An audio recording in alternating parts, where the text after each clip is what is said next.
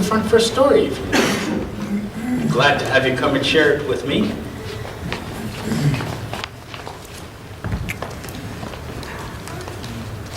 And the story today comes from a book called The Sharing Circle, Stories About First Nation Culture. And this one is called The Talking Circle. So, here's the story. Matthew was on his way to attend the first Boy Scouts meeting. He was very excited because his uncle was a group leader. Matthew had never been to a Boy Scout meeting before, but knowing his uncle would be at the meeting helped him to be less afraid. When Matthew arrived, he noticed there were a lot of boys. Everyone was talking and laughing.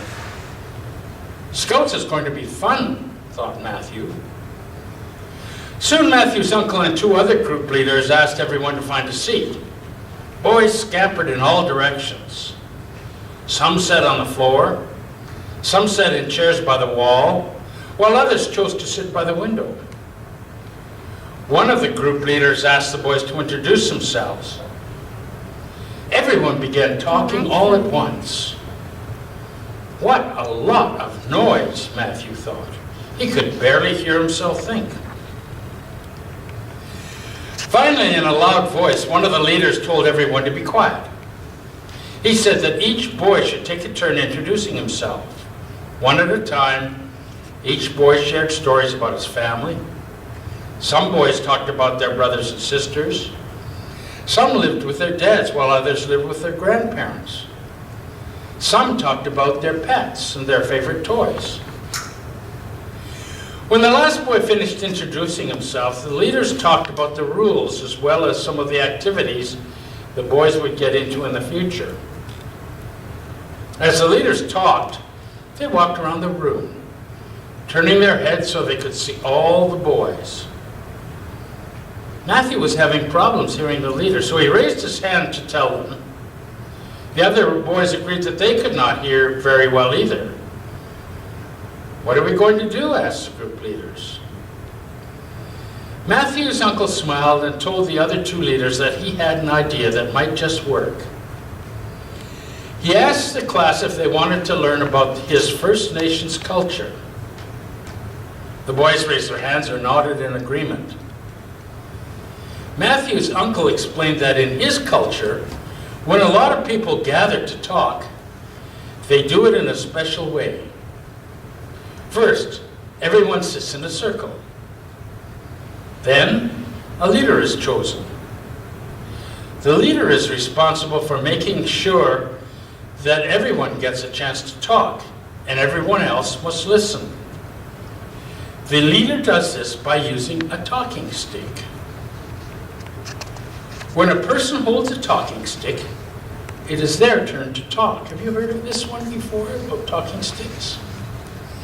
I've heard that. I've even been in circles where there have been talking sticks. So, whoever holds the talking stick, it's their turn to talk.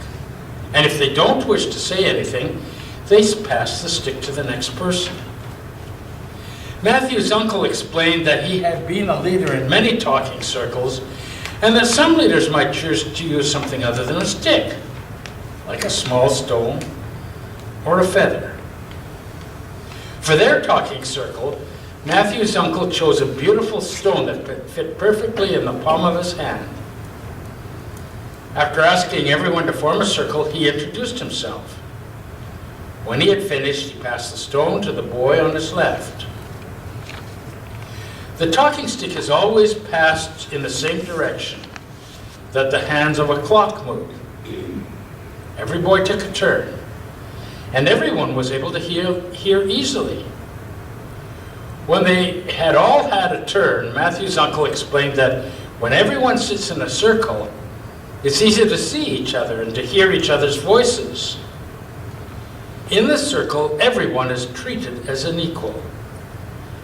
The circle also teaches people to have respect for others. No one is allowed to talk or disturb the person who is talking. People learn how to listen and be patient because they have to wait their turn. They also learn to have a good memory, because if someone wants to respond to something that someone else has said, they must remember that idea until it's their turn to talk. So the talking circle is very useful and teaches people a lot of things, said Matthew's uncle. The boys thanked Matthew's uncle for teaching them about the talking circle. Just before leaving the circle, one boy raised his hand and asked if they could start each meeting with a talking circle. The group leaders smiled at each other and decided that would be a great idea. From that day on, whenever the Boy Scouts had their meetings, they all gathered in a talking circle. Best of all, the boys took turn choosing the talking stick for each meeting, and they liked that idea best. So that's an idea about how when we're in a big group, we can make sure that everybody has a chance to talk and everybody else listens. I remember that Elaine Tukut sent me an email after a sermon a couple of weeks ago and said she'd read in a book saying that we don't really, many of us carry on conversations, we just take turns talking. That's sometimes true.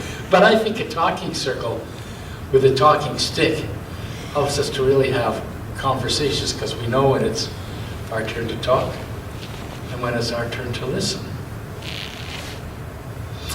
So now, I guess you're going to go out and have some time in your gathering, and we're going to stay here in our gathering.